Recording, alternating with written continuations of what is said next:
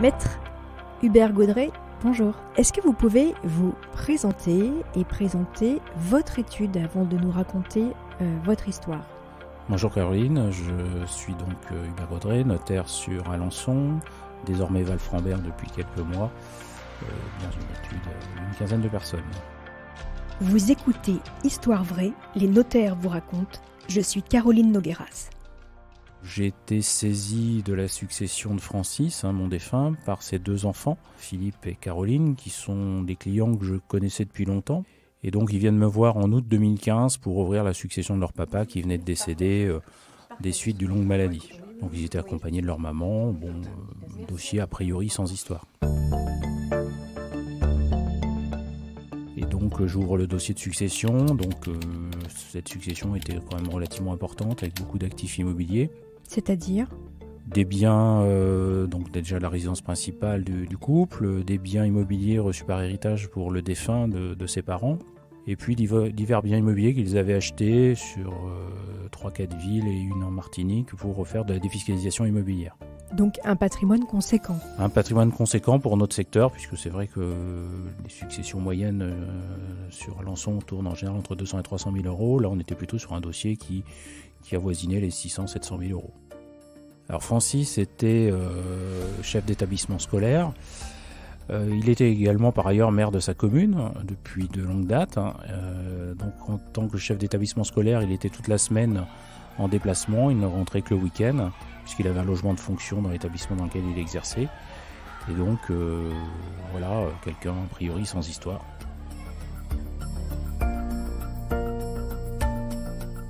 Et puis, près d'un mois, un mois et demi après ce premier rendez-vous, je reçois un appel à l'étude d'une jeune femme qui se prétend être la fille de mon défunt.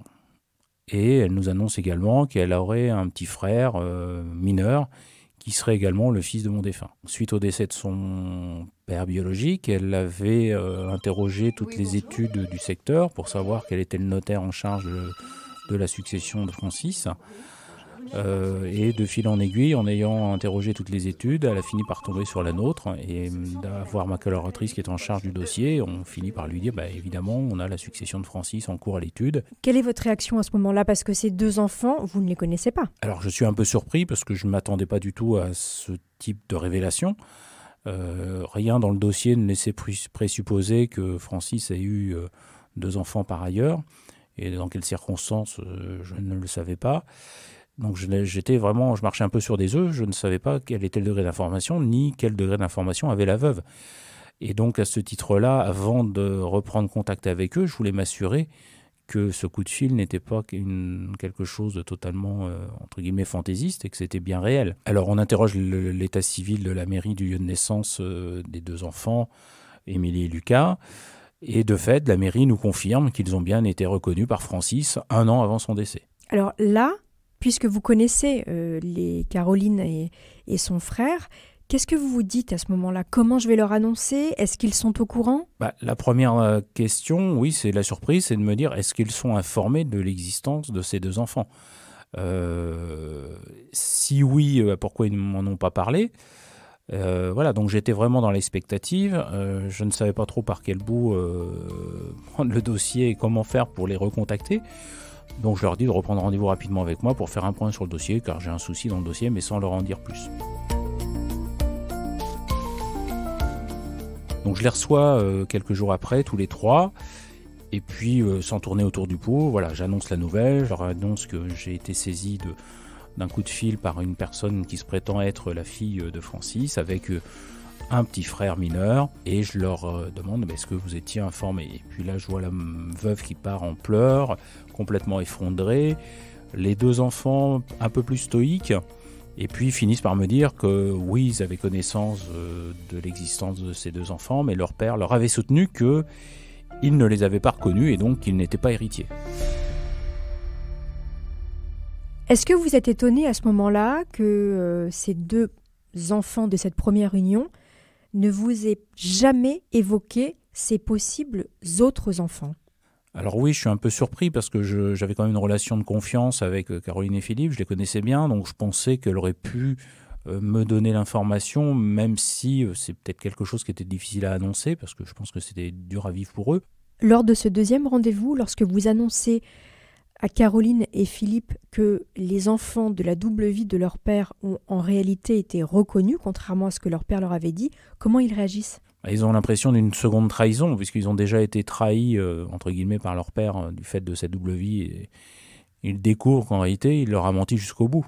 Alors, j'ai interrogé donc la veuve pour savoir ce qu'il en était, et les deux enfants. Donc, ils finissent par m'avouer que leur père avait une double vie depuis une vingtaine d'années, puisqu'en réalité, il connaissait une autre personne avec laquelle il a eu ses deux enfants, Émilie et Lucas. Et j'apprends même qu'à certains moments, pendant les fêtes de fin d'année, ou certaines vacances scolaires, en réalité, soi-disant, Francis partait en mission humanitaire. Or, il s'avère que ces missions humanitaires, en réalité, elles n'en étaient rien. C'était simplement qu'il passait du temps avec ses deux enfants issus de son union extra-conjugale. Donc je pense que ça a été très très difficile à vivre pour la veuve et les deux enfants. Il y a donc deux familles et un partage des biens à faire. Tout à fait, deux familles avec des familles évidemment qui ne se côtoient pas du tout. A priori, ils se sont rencontrés pour la première fois lors de l'inhumation de Francis. Et donc on doit essayer de les accorder. Il y avait beaucoup de biens immobiliers, donc il y avait assez peu de liquidités dans ce dossier, donc c'était aussi une problématique. Mais on a réussi progressivement à les mettre d'accord sur un partage immobilier. Alors il y avait un enfant mineur, donc l'enfant mineur n'était pas très très loin de sa majorité, donc on a comme un accord, on a fait entre guillemets un peu traîner les choses pour aboutir à un partage amiable sans l'intervention du juge qui aurait peut-être compliqué un peu le dossier. Et moi j'ai essayé de garder une neutralité totalement absolue dans ce dossier pour ne pas privilégier les uns au détriment des autres. Voilà, ils avaient les mêmes droits héréditaires que Philippe et Caroline, donc il n'y a pas de raison qu'ils aient un traitement différent. Quelles auraient pu être les conséquences si vous n'aviez pas su que ce monsieur avait d'autres enfants, si vous l'aviez appris plus tard, après le règlement de la succession ? Ça aurait pu constituer une double peine, puisqu'en pratique, si l'on avait réglé la succession sans tenir compte des deux enfants naturels, la conséquence aurait été l'obligation pour les enfants du mariage de restituer l'héritage qu'ils avaient reçu. Donc pour le coup, ils auraient été doublement sanctionnés. Donc clairement, dans ce type de situation, lorsqu'on a un doute, il faut mieux être totalement transparent avec son notaire pour éviter d'avoir ce genre de difficultés, de se retrouver en réalité privé de l'héritage de son père, pour avoir dissimulé, peut-être pas de façon totalement intentionnelle ici, puisque leur père leur avait dit qu'ils ne les avait pas reconnus. Mais voilà, peut-être qu'en ayant été totalement transparent dès le départ, on aurait peut-être évité un problème plus sérieux dans le cadre du règlement de la succession.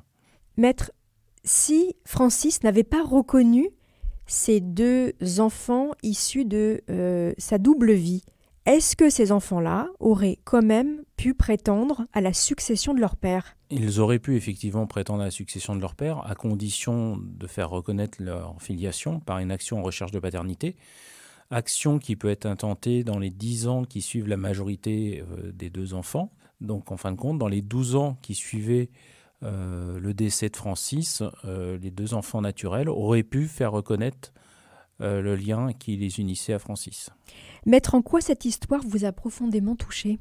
Alors elle m'a touché d'une part par les circonstances dans l'affaire, parce que cette double vie que mon défunt Francis avait réussi à maintenir pendant une vingtaine d'années, alors que par ailleurs c'était quelqu'un qui était impliqué dans la vie locale en tant que maire, qui était chef d'établissement scolaire, et puis le fait aussi que, connaissant parfaitement les deux enfants, donc Philippe et Caroline, il ne m'a pas fait confiance, je dirais, au premier rendez-vous pour me dire, pour me révéler l'existence de ces enfants, même s'ils ne savaient pas s'ils étaient reconnus ou pas.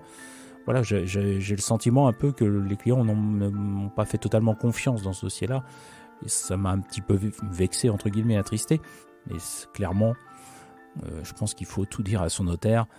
On est tenu au secret professionnel, donc de toute façon, tout ce qui est révélé au sein de l'étude reste au sein de l'étude, mais ça nous permet d'éviter certains problèmes ultérieurs, comme là, le problème du recel successoral. Donc on l'aura compris, le message juridique, je pense qu'il est très clair, tout dire à son notaire. Clairement, il faut vraiment tout nous dire parce qu'on ne peut donner un conseil éclairé que si on a toutes les informations. Merci beaucoup, Maître Hubert Gaudret. Je vous en prie. Merci d'avoir écouté cet épisode de Histoire vraie, les notaires vous racontent. Dans notre prochain rendez-vous, j'aurai le plaisir de retrouver Maître Hélène Courroy, qui s'était déjà livrée à mon micro dans l'épisode 3 de ce podcast. S'il y a bien une chose que nous ne maîtrisons pas, c'est l'heure de notre mort et les conséquences dramatiques que cela peut engendrer pour ceux qui restent si aucune disposition juridique n'a été prise à temps. En attendant ce prochain témoignage bouleversant, n'hésitez pas à laisser des commentaires sur ce podcast, sur vos plateformes d'écoute préférées et en parler autour de vous.